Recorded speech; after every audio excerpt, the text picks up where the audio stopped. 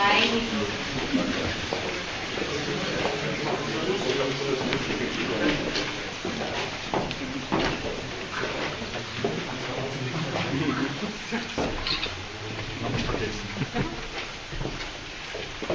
Nein, der reinigt sich noch. Ich meine, das passt noch.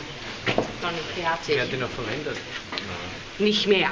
Also, hier haben wir die alten Eichenfässer. Wurden verwendet noch bis 1986 für die Marke Goldfasel Spezial, ja, für unser Spezialbier. Sehr aufwendige Reinigung, deswegen ist auch diese Puppe da drinnen, die das anzeigen soll. Achtung, das ist locker und das geht da hinten hoch und dann fällt es jemand auf den Fuß. Es wurde früher händisch gereinigt mit Seifenlaugen und Wasser und Schrubber, ja, und das haben haben keine Maschinen gemacht, sondern kleine Burschen, die hier durch die Öffnung krabbeln konnten. Das sehr gehen. Na, normale, ja, 14-Jährige, 15 Damals gab es Lehrlinge. Gewicht. Nein, nee. Doch das noch dazu. Wenn Sie schauen, da die kleinen Fässer mit 3600 Liter, die haben ja noch eine kleinere Öffnung, da sind die größeren ja schon besser. In den Fässern passte halt weniger rein, deswegen gab es kilometerlange Tunnel, die gingen bis zur U-Bahn, also bis zum Gürtel und bis zum Palais, also kilometerlang, um die unterzubringen. Heute sind sie alle zu, die Tunnel, also zugemauert. Also Selbstreinigung mindestens 4-mal im Jahr mussten sie gereinigt werden und einmal im Jahr rausgebracht werden. Ja, rausgebracht, diese tonnenschweren Eichenfässer. Es gab hier Vorrichtungen, ja, die es geholfen haben, aber es war Schwerstarbeit, die zu bewegen. Kühlung war auch nicht so einfach. Es wurde im Winter mit Eis runtergekühlt. Das funktionierte super. Im Sommer, wie man sieht, ist hier immer noch ziemlich warm. War schwer mit runterkühlen, mit Wasser. Deswegen gab es im Sommer manchmal kein Bier. Und der Kaiser hat manchmal, wenn das Bier zu grausig wurde, auch Bierbraustopp verordnet.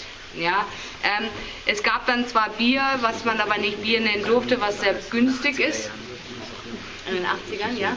Nein, im Osten, ich kann mich noch an Zeiten erinnern, was im Sommer kein Bier gab. Das kann ich mir gut vorstellen, wenn die Anlagen nicht da sind, um es runterzukühlen. Es muss ja konstant auf 0 Grad gehalten werden. Und wenn Schwankungen drin sind, dann wird es halt kein Qualitätsbier. Heute dürfen wir uns glücklich schätzen, Jahr ein, Jahr aus, zum gleichen also zur gleichen Qualität, zum gleichen Preis kriegen wir unser Bier. Früher gab es auch noch keine Sensoren für die Gase. Was hat man denn da verwendet, benutzt? Kerze. Und was noch? Keine Haribo. Richtig, und was noch? Super. Kerze und eine Haribo. Katzen und Hunde auch. Der Kanarienvogel wurde benutzt, da er mehr Sauerstoff brauchte als der Mensch. Er hat das schon eher eingezeigt und ist dann runtergekippt. Richtig. Und die Hunde und Katzen haben versucht, das Weite zu suchen, ja, weil sie es vorher schon gerochen haben, bevor es dann ernst wurde. Und zusätzlich wurden die Katzen für die Mäusejagd verwendet, weil wo Getreide war, waren auch die Mäuse nicht weit. Eine Geschichte noch aus damaligen Zeit stammt das Märzen, bestimmt schon mal gelesen. Einige Firmen benutzen das als Bezeichnung. Das Märzen stammt aus damaligen Zeiten und zwar war es das letzte Qualitätsbier im Jahr, was hergestellt worden ist. Im März gab es das letzte Eis und dadurch auch das letzte Qualitätsbier, das Märzen, das teuerste und beste Bier im Jahr. Heute ist es egal, ja, heute ist es nur ein Name. Die Geschichte mit dem Zwickel habe ich auch noch parat. Und zwar, der Braumeister hat ja händisch probiert. Ja, da hat er sich ein Loch gemacht und da gab es so ein Zapfhahn. Ja, anzopft ist, diesen Zapfhahn, den hat er da reingemacht, um halt einen Schluck zu probieren, ob das schon richtige Reifegrad hat. Dieser Zapfhahn nannte sich Zwickelhahn. Dadurch hat das ungefilterte Bier seinen Namen bekommen, das Zwickel. So. Das sind so meine kleinen Geschichten von früher. Wenn Sie möchten, biete ich meinen Schulklassen auch immer an. Können Sie da gerne reinkriechen, krabbeln und von draußen, also Fotos machen. Sie müssen aber nicht. Ja, schau mal, wie das tut.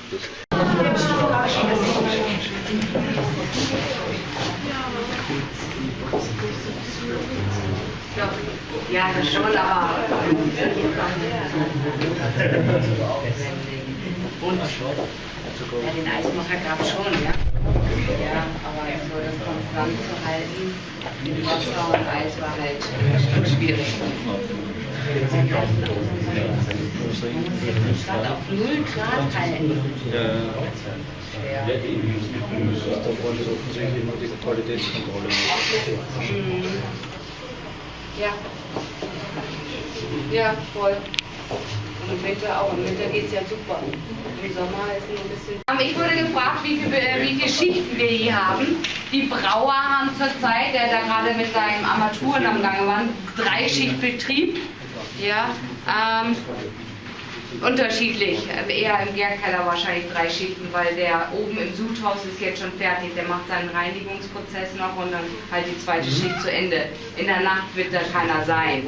Hier auch, dass sie abends jetzt produzieren, ist selten, also es wird wahrscheinlich zur Zeit, weil es so warm ist, wieder mehr Bier getrunken, was mich freut. Hier können auch schon 3-Schichtbetriebe herrschen, wenn es nötig ist. Ja? Diese Anlage stammt aus 1992 und ist vollautomatisch. Wie man sieht, das Rad da hinten, hinten links, das ist die Abfüllstation von der Dosenabfüllung, füllt 40.000 Dosen in der Stunde ab. Ja? Sehr lustig. Ich kann mir das gar nicht vorstellen, wie man das so schnell rauf tun kann, aber die Maschinen können das. Wird dann weitergeleitet, diesen ganzen Weg, und in der grauen Maschine dann verpackt in Paletten und dann weiter durch die anderen Maschinen gescannt, ob sie auch wirklich die Qualität erfüllen. Um das nochmal zu sehen mit der Dose, die Dose ist vorher schon fertig mit Logo und allem fertig, nur das obere Teil ist abgetrennt worden. Dann wird das Bier, also es wird mit CO2 vorgewaschen, damit ein Druckausgleich stattfinden kann, damit das Bier reinkommt. Das Bier, bevor es abgefüllt wird, wird kurzzeitpasteurisiert, ja, auf 72 Grad für 30 Sekunden erhitzt und dann wieder abgekühlt auf 2 Grad, damit es die richtige Temperatur hat zum Abfüllen. Ja, je wärmer ein Bier, umso schaumiger. Und deswegen wird eingefüllt, Deckel draufgepresst und dann halt in Paletten gefüllt.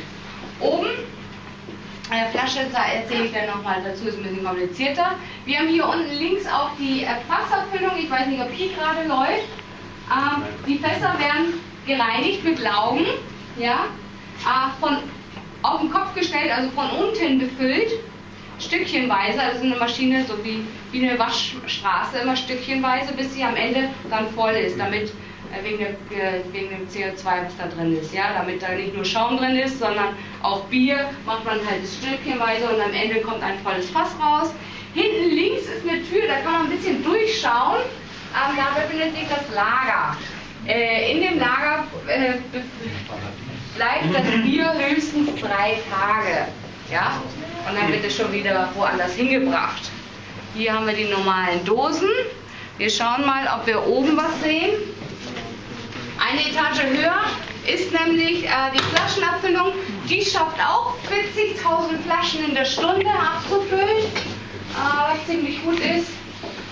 Und mal gucken, ob die Produkte abfüllen, aber ich bin mir nicht sicher. Die Flasche ist eine nackte grüne Flasche. Leider wird nichts mehr gemacht.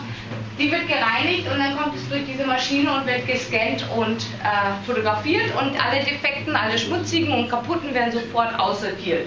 Das macht die ganz schnell.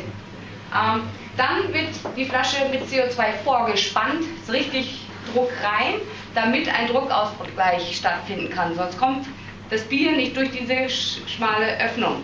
Ja? Das ist wirklich mit ein bisschen Chemie und Technik dahinter, aber dann wird es verkorkt.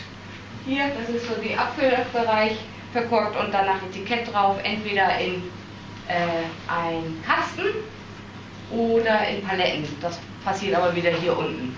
Ja, diese kleinen 0,33er sind ja Einweg. Die kommen dann wieder in Paletten. Schade, da sieht man nichts, aber da oben herrscht halt hohe Hygienestandards, deswegen dürfen wir da nicht hin. Deswegen schauen wir auch nur durch Glasscheiben durch. Es wird auch regelmäßig die Luft sogar gereinigt, ja, ausgetauscht, damit ja alles Qualitätsstandards erfüllen. Gut, wir als Ottakringer, also Getränke, haben auch die Lizenz für Pepsi und 7-Up, österreichischen Markt abzufüllen. Produziert wird das Ganze in Vöslau, also Bad Vöslau, von Vöslauer. Und wenn die keine Kapazitäten haben zum Abfüllen, übernehmen wir auch. Dann kommen hier Tanks angefahren und wir machen die Abfüllung, weil wir halt große Ressourcen haben. Fragen zum Abfüllen, zur Produktion. Produktion sind 50 Leute tätig, da mittlerweile vieles automatisch ist, ja, vollautomatisch läuft.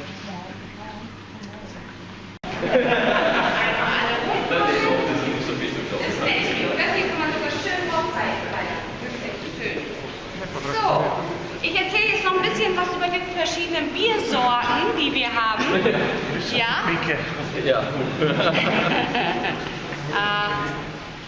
Einmal rumkommen, dann kann jeder sehen und schauen. Oder im Deutschen gucken. Gucken. Wir wollen trinken, nicht gucken. Okay, aber ich erzähle noch was über die Biersorten, die wir haben. Als was? Gut, ja. Eine der letzten 5 Minuten. Den Radler kennt jeder schon, hoffe ich. Der neue von 2012. Ja, neu erfunden. Hat 2,6% Alkohol, ist sehr erfrischend. Unser Spezial, Goldwasser Spezial, hat ein bisschen mehr Alkoholgehalt, muss eine Mindeststammwürze von 12,5% haben, also Grad Plato haben, was 5,6% Alkoholprozent ausmacht. Ist sehr würzig, ja, nicht hopfig, würzig. Pilz ist sehr hopfig, ist mein Liebling. Daneben ist gleich mein anderer Liebling, also kommt drauf an von der Temperatur her. Pilz ist sehr erfrischend und sehr herb, mit weniger Alkohol, 4,6%. Zwickel ist ein bisschen vollmundiger, malziger, weil ein Karamellmalz drin ist. Hat eine rötlichere Farbe und ist nach Wiener alter Tradition gebraut worden, mit neuer Rezeptur, aber altes Bier. Ist ein bisschen malziger, ja? Ist auch sehr lecker, kennt man selten. Würde ich heute empfehlen, mal zu probieren. Dann haben wir das Goldwasser Pur. Das Pur ist wie ein Helles. Kennen Sie jeder? Helles ist unser wichtigstes Bier, das Helle. Da gehen 70% unseres Umsatzes drüber und dadurch halt sehr wichtig. Das Pur ist auch ein Helles, aber es ist ein bisschen hopfiger und es ist ein Bio-Bier. Ja? Unser Bio-Bier, gemacht aus kontrolliert biologischen Anbau, die Zutaten. Unterstützt auch den WWF. Dann haben wir einen Zwickel, von dem Zwickel den normalen habe ich schon erzählt. Auch die haben alle 5,2% Spezial und das Dunkle habe ich auch schon eben erwähnt, ist ein bisschen malziger, aber nicht ganz zu süß, ja, was das dann wieder einzigartig macht. Wir haben ja nicht nur Bier, wir haben auch alkoholfreie Getränke, wie gesagt, Pepsi und 7-Up können wir anbieten wegen dem Abfülllizenz. Das alkoholfreie, dann haben wir jetzt neu Spezial in der Flasche, Zwickel in der Flasche fürs Lauer, prickelnd und still, sowie rau, Apfel oder Orange. Hat jemand Lust, mir zu helfen beim Zapfen? Eine Person. Schnick, schnack, schnuck. Schnick, macht euer Schnick, schnack, schnuck? Ja? So. Super. Und dann kannst du die Bestellung schon aufnehmen. Cool. Ich mache einfach auf Super. Planwirtschaft und zapfe jetzt ohne Bestellung. Dankeschön. Planwirtschaft. Wer noch? Zwickelrot? Ja, dann mache ich hier mal ein paar mehr von. Was halten Sie davon? Ja, und was anderes hier. Spezial und Pilz vielleicht noch. Und